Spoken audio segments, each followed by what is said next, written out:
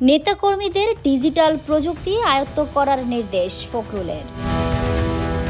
Cyber এবং digital মাধ্যমের গুরুত্বের ওপর জোর দিয়ে দলীয় নেতাকর্মীদের প্রতি দ্রুত প্রযুক্তি আয়ত্ত করার আহ্বান জানিয়েছেন বিএনপির মহাসচিব মির্জা ফখরুল ইসলাম আলমগীর। তিনি বলেছেন, বর্তমান যুগে যুদ্ধটা হলো সাইবার ওয়ার এবং কত সংখ্যক মানুষের কাছে ডিজিটালভাবে পৌঁছানো যাচ্ছে সেটাই এখন সবচেয়ে গুরুত্বপূর্ণ। রোববার রাজধানীর গুলশানে একটি হোটেলে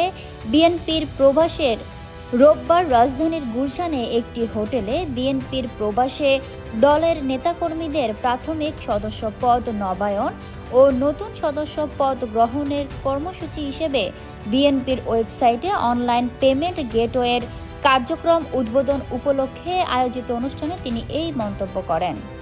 মির্জা ফখরুল বলেন, আজকের সাইবার ওয়ার্ল্ডের যুগে এ কথাটা আমি প্রথম থেকে বলছি, যুদ্ধটা এখন সাইবার ওয়ার।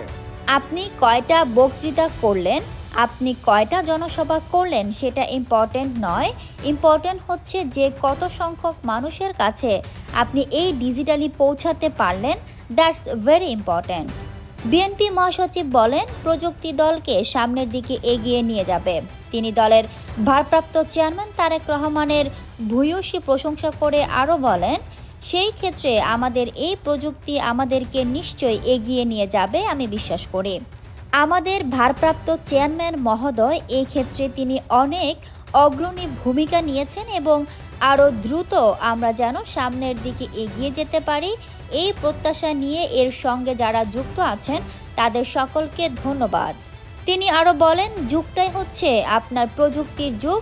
ফোর্থ রেভলিউশনের পরে এখন আপনার কোনো উপায় নেই, সুতরাং আমাদের সকলের দায়িত্ব, বিশেষ করে এটাকে অতি দ্রুত রপ্ত করে তার মাধ্যমেই আমাদেরকে সামনের দিকে এগিয়ে যাওয়ার কাজটা করা।